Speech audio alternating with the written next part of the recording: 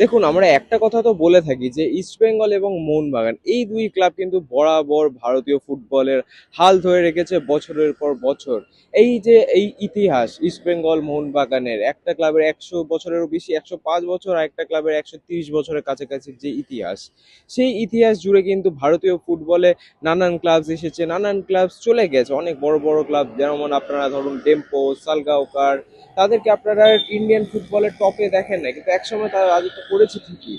বা আপনারা জেসিটির মতো ঐতিহ্যবাহী ক্লাবস বলুন, মাহিন্দ্রা ইউনাইটেডের মতো ক্লাবস বলুন, তারা একসময় ঠিকই রাজত্ব করেছিল, কিন্তু এখন তাদের খুঁজে পাওয়া যায় না। এবং এই আইএসএল এর যদি কথা বলি, সেখানে অনেক সাকসেসফুল ক্লাবসরা কিন্তু উঠে আসছে। মুম্বাই সিটি এফসির যদি কথা বলি, জামশেদপুর এফসির কথা বলি, চেন্নাইন এফসি, পিছনে আপনারা দেখতেই পাচ্ছেন আমি এখন চেন্নাইতে আছি, চেন্নাইন এফসিরও যদি কথা বলি, তারা দুবার আইএসএল জিতেছে।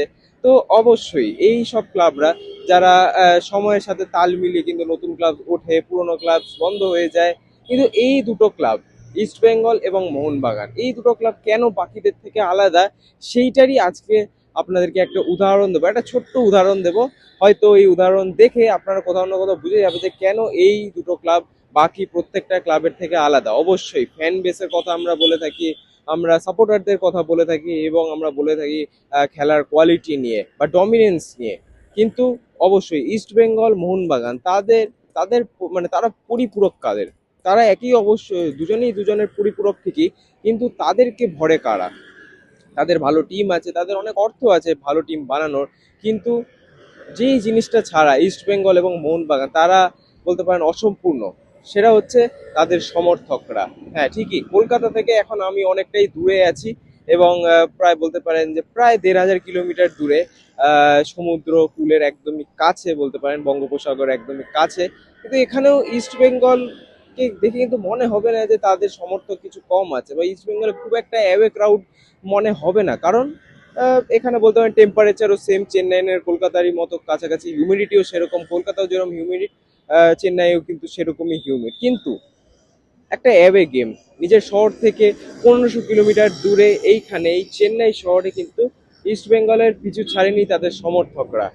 এবং অবশ্যই তারাও কিন্তু দল মিলে আজকে এসছে তাদের প্রিয় দলকে সমর্থন করার জন্য, যাতে তারা অ্যাটলিস্ট 3 পয়েন্ট নিয়ে বাড়ি ফিরতে পারে। এবং এইটাই, এই এক্সাইটমেন্ট বলুন বা এই প্যাশনটাই বলুন, এটা কিন্তু আমরা বছরের পর বছর দেখে আসছি। হ্যাঁ, কেরালা ব্লাস্টার্স তাদেরও এরকম ফ্যান বেস আছে ঠিকই, কিন্তু এই যে ধারাবাহিকভাবে বছরের পর বছর, ডেকেড আফটার ডেকেড, এই যে একটা বলতে পারেন যে সাপোর্টটা কন্টিনিউ রাখা। অবশ্যই আজকে যারা ইস্ট বেঙ্গল মাঠে ভিড় করেছেন ঠিকই, বা এই চেন্নাইনের মাঠে ভিড় করেছে যারা, তারা অবশ্যই বাঙালি ইস্ট বেঙ্গল সমর্থক আছে ঠিকই, কিন্তু কেউ কিন্তু বাংলায় হয়তো খুব একটা বেশি থাকে না, তারা এই চেন্নাই শহরেই থাকে, কর্মজীবী।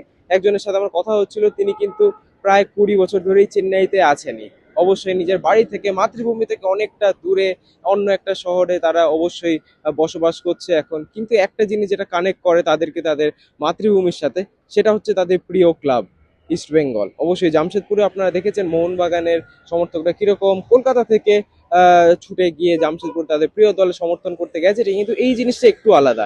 এই গল্পটা কিন্তু ট্রাভেলিং ফ্যান্সদের না, এই গল্পটা যারা এইখানেই রয়ে গেছে বছরের পর বছর, কিন্তু তারা কখনো ভোলে না তাদের মাতৃভূমির একজনকে বা মাতৃভূমির এক ক্লাবকে, যাদেরকে তারা তারা তাদের পূর্বপুরুষ বছরের পর বছর সাপোর্ট করে গেছে। এবার তাদের পালা এই সাপোর্টটাকে কন্টিনিউ রাখা। আজকে অবশ্যই east Bengal versus Chennai match কিছু ঘন্টার মধ্যেই শুরু হবে, কিন্তু তার আগে দলকে বলতে পারেন যে সম্বর্ধনা দিতে চলে এলো এখানে থাকা প্রবাসী বাঙালি ইস্ট বেঙ্গল সমর্থকরা। আসুন শুনে নি তাদের কি বক্তব্য তাদের প্রিয় ক্লাবকে নিয়ে। তো দর্শক বন্ধুরা, এই মুহূর্তে আমরা চলে এসেছি, আপনারা দেখতেই পাচ্ছেন ইস্ট বেঙ্গল সমর্থকরা তারা ভিড় করেছে এই জেএলএন চেন্নাই এর সামনে। এবং আমরা যেটা জানি যে মোহনবাগান ইস্ট বেঙ্গল এই দলরা কিন্তু কখনো একা থাকে না, এবং সেটার প্রধান কারণ এই সমর্থকরাই। আমরা কথা বলে নেব আজকে কিছু সমর্থকদের সামনে। দিদি, আমরা যদি বলি ইস্ট বেঙ্গলের কথা, তোমাদের যে ফ্যান ক্লাব প্রবাসী ইস্ট বেঙ্গল, তারা একটা জিনিস স্পষ্ট যে পৃথিবীতে যে কোনো জায়গায় কোনো যদি ইস্ট বেঙ্গল সাপোর্টার থাকে, সেই ইস্ট বেঙ্গলে ম্যাচ দেখতে যাবে। তোমাদের এই ভিশনটা যদি এক কথায় বলো। আমাদের ভিশন হচ্ছে মানে প্রবাসী ইস্ট বেঙ্গল শুরু হয়েছিল 2017 সালে। এবং ইচ্ছে ছিল যে আমরা এই যে পেটের দায়ে সব কলকাতা থেকে বেরিয়ে গেছি, আমরা যারা মাঠে রেগুলার যেতে পারি না, যুবভারতীকে আমরা মিস করি। সেখান থেকে আমাদের ধারণা এসেছিল যে যদি ইস্ট বেঙ্গল যখনই কোথাও খেলতে যাবে, অন্তত একজন ইস্ট বেঙ্গল সমর্থক গ্যালারিতে ইস্ট বেঙ্গল পতাকা নিয়ে দাঁড়াবে এবং গলা ফাটিয়ে চিৎকার করে সমর্থন জানাবে। সেইখান থেকে তৈরি হয় প্রবাসী ইস্ট বেঙ্গল। এই মুহূর্তে আমরা ভারতবর্ষের প্রতিটি কোনায় ছড়িয়ে রয়েছি। গুয়াহাটি, কলকাতা, হায়দ্রাবাদ, চেন্নাই, মুম্বাই, পুনে, দিল্লি, আর আমাদের সব থেকে বড় বেস রয়েছে ব্যাঙ্গালোরে। আমরা ওভারসিজও আছি, ইউএস, কানাডা, ইউকে এবং অস্ট্রেলিয়াতে। আমরা শুধুমাত্র একটা ফ্যান ক্লাব নই, আমরা একটা কমিউনিটি, আমরা একটা পরিবার তৈরি হয়ে গেছি। আমরা শুধুমাত্র খেলা দেখতে চাই না, আমরা ইস্ট বেঙ্গলের সমস্ত অ্যাক্টিভিটিকে সাপোর্ট করি। আমরা তাছাড়াও অন্যান্য সিএসআর অ্যাক্টিভিটিসও করি, ওল্ড এজ হোমস ভিজিট করি, তার মধ্যে ইলিশ উৎসব থেকে শুরু করে পিকনিক সবকটাই হয়। তো প্রবাসী ইস্ট বেঙ্গল সব জায়গায় যাবে, যেখানে ইস্ট বেঙ্গল খেলবে প্রবাসী ইস্ট বেঙ্গল সেখানেই থাকবে। একদমই তাই, এবং এটা আমরা বছরের পর বছর দেখতে থাকি যে বহু ক্লাবস আসে, বহু ক্লাবস চলে যায়। আইএসএল এ বড় clubs Mumbai city, FC, Chennai, তাদের সাকসেস আছে in past, tempo, Salgaocar, but তাদেরকে টপ টায়ারে এখন আর দেখা যায় না। কিন্তু ইস্ট বেঙ্গল, মোহনবাগান এই দুটো ক্লাবই ভারতীয় ফুটবলে হাল ধরে রেখেছে এবং ধরে রাখবে ইন ফিউচার, এবং আপনাদের মতো সমর্থকদের জন্য এই জিনিসটা পসিবল। তো আজকের এই ম্যাচ থেকে কি এক্সপেকটেশন? আমি প্রথম কথা বলতে চাই যে আমি বাকিটা সৌভিকদাকে পাস অন করবো, কিন্তু প্রথম কথা বলতে চাই ইস্ট বেঙ্গল মোহনবাগান হয়তো ধরে রাখতে পারে, তবে মোহনবাগান বলে আর এখন কোনো ক্লাব নেই। ইটস মোহনবাগান সুপার জায়ান্ট, অথবা এটিকে Mohun Bagan super giant. East Bengal ছিল, আছে, থাকবে। হ্যাঁ, কথাটা ঠিক যে ঐতিহ্যশালী ক্লাব যারা আছে, মোহনবাগান যে ফর্মেই আজকে আছে এবং ইস্ট বেঙ্গল আছে, মোহামেডানও ঢুকছে আজকে, বাট এরাই ইন্ডিয়ান ফুটবলের ইউএসপি, এদেরকে নিয়েই এগিয়ে যেতে হবে। সেখানে কিন্তু আমার মনে হয় না যে আমরা মানে আমাদের ভারতীয় ফুটবল সংস্থা এআইএফএফ সেইভাবে ঠিকভাবে হ্যান্ডেল করছে। আজকে একটা ইস্ট বেঙ্গলের মতো ক্লাবের খেলা হচ্ছে, যেখানে 100-র ওপরে ট্রাভেলিং ফ্যান্সরা এসছে, সেখানে চেন্নাইয়ে বিকেল 5টার সময় খেলা হচ্ছে এত গরমের মধ্যে। এই জিনিসগুলো এআইএফএফ আস্তে আস্তে ভাবা উচিত, কারণ সত্যি কথা বলতে গেলে তো অন্য টিমের ম্যাচগুলো তো আমরা দেখি টিভিতে, কাক পক্ষেও বসে না গ্যালারিতে।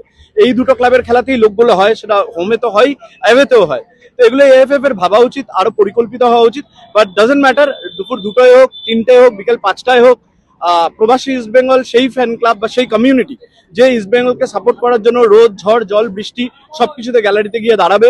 আমরা এরকম ধরনের কথা বলি না যে এখানে আমাদের মারে তাই আমরা যাব না, আমরা হেল্প করে দিতে পারি, এই ধরনের কথা আমরা বলি না। আমরা যেখানে যা প্রতিকূলতা থাক, প্রবাসী ইস্ট বেঙ্গলকে সাপোর্ট করার জন্য থাকবে।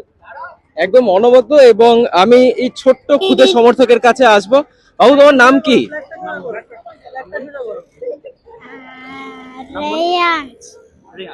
শ্রেয়াংশ, প্রেয়াংশ। আচ্ছা, ইস্ট বেঙ্গলের সবথেকে ফেভারিট প্লেয়ার কাকে লাগে তোমার? ফেভারিট প্লেয়ার তোমার? ইউসুফ আজ-জাজারি। হ্যাঁ, ইউসুফ আজ-জাজারি। আচ্ছা, ইউসুফ এজাজারি। অনবদ্য অনবদ্য। আপনাদের সকলকে অনেক ধন্যবাদ এই বাইটের জন্য, এবং all the best for today's match.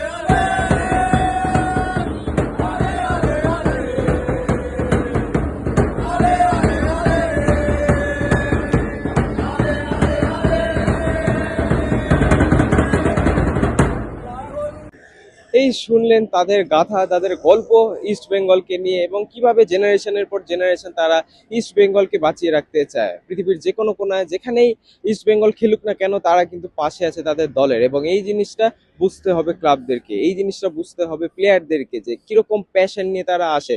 অবশ্যই তারা হয়তো তাদের যে বাড়ি কলকাতা, পশ্চিমবঙ্গ, তাদের সাথে সেখান থেকে হয়তো অনেকটা দূরে চলে এসছে, কিন্তু ইস্ট বেঙ্গলের প্রতি ভালোবাসা কিন্তু তাদেরকে বাঁচিয়ে রেখেছে। এই খেলার মধ্যে এই ফুটবল খেলাটাই তাদের বাঁচিয়ে রেখেছে, এবং ইস্ট বেঙ্গল তাদের সব থেকে প্রিয় চ্যাপ্টার এই ইস্ট বেঙ্গল এই ফুটবল বইয়ের। তো অবশ্যই কেমন লাগলো কমেন্টসে জানাতে ভুলবেন না।